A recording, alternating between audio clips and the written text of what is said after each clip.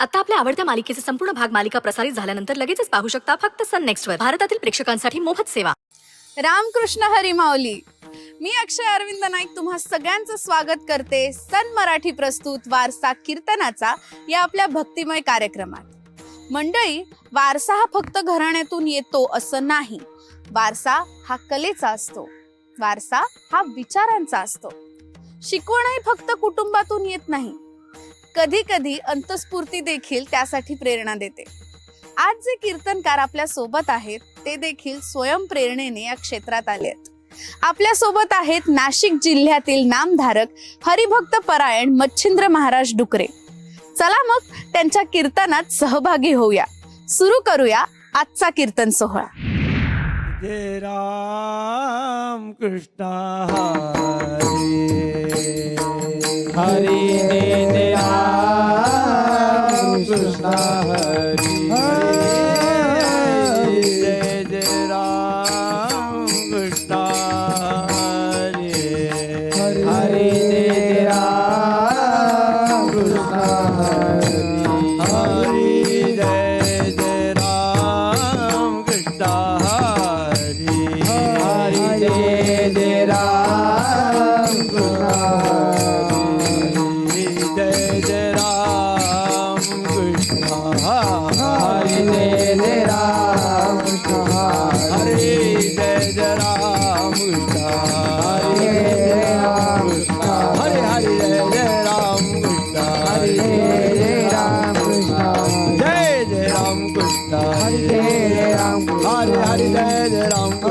Hare Hare Jai Jai Ram Jai Jai Jai Jai Ram Jai Jai Jai Jai Jai Ram Jai Jai Ram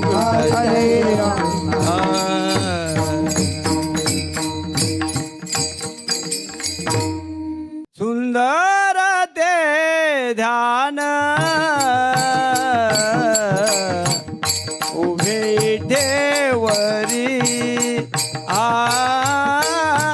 सुंदर ते ध्यान उभे ठेवरी सुंदर ते ध्यान उभे ठेवरी सुंदर ते ध्यान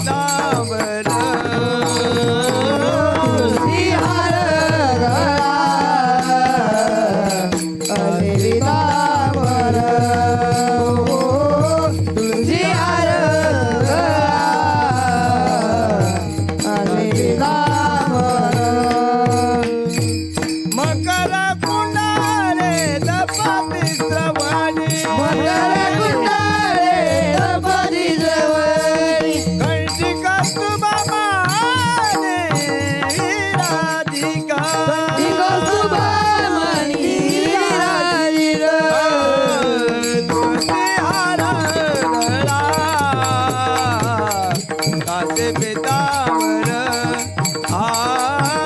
तुळशी हार गळा कासे पितांबर तुळशी हार गळा कासे पितांबर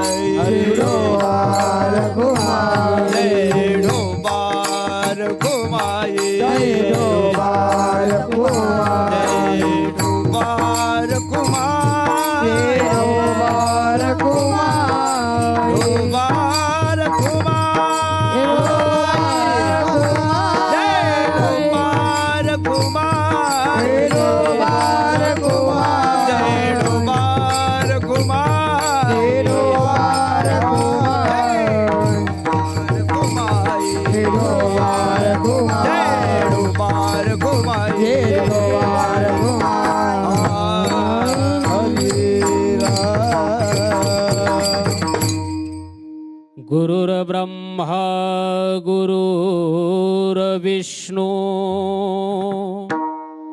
गुरुर्देवो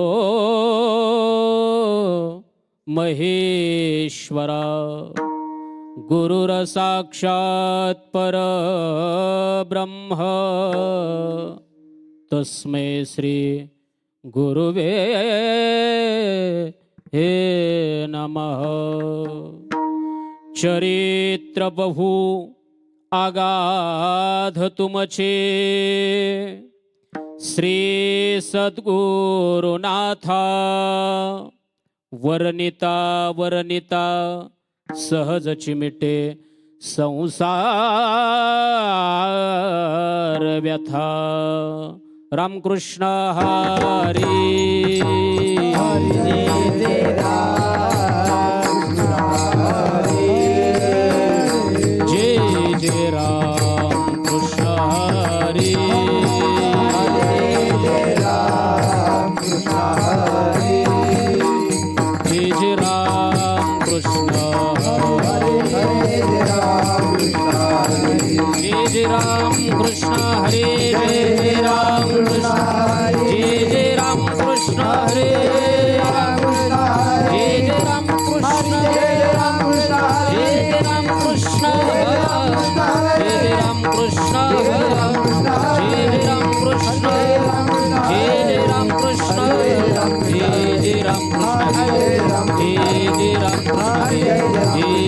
राम कृष्ण जय राम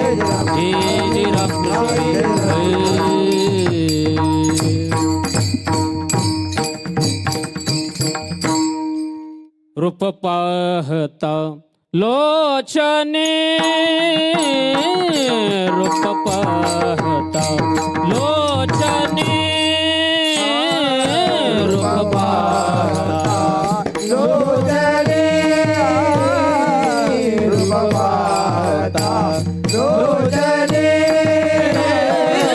रूप पाहता लोचने रूप पाहता लोचने रूप पाहता लोचने रूप पाहता लोचने सुख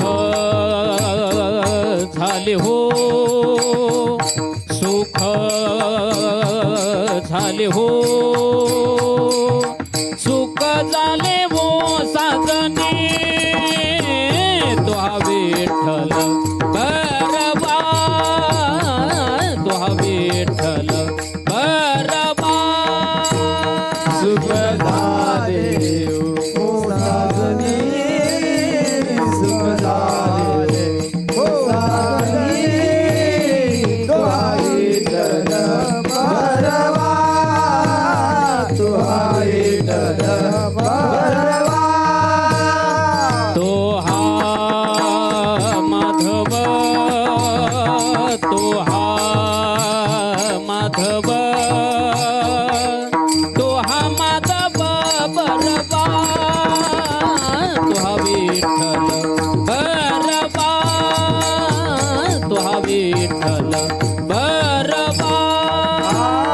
तो हा माधव तो हा माधव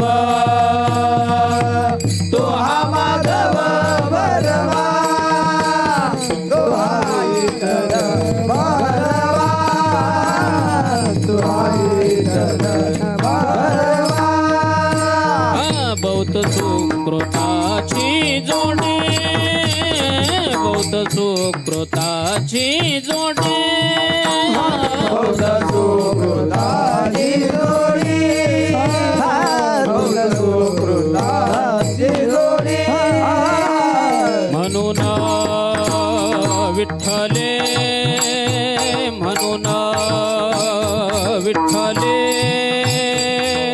म्हणून विठ्ठली आवडी तुहा विठ्ठल भरवा तुहा विठ्ठल भरवा म्हणून विठ्ठले म्हणून विठ्ठले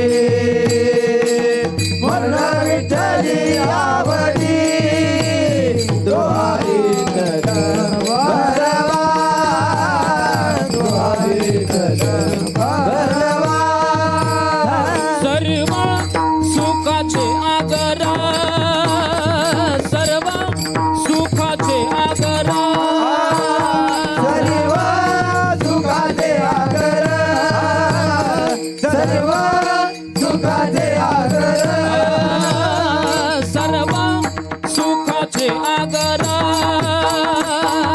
सर्व सुखाचे आगरा सर्व सुखाचे आगर सर्व सुखाचे आगर बाप रखुमा बाप रखुमा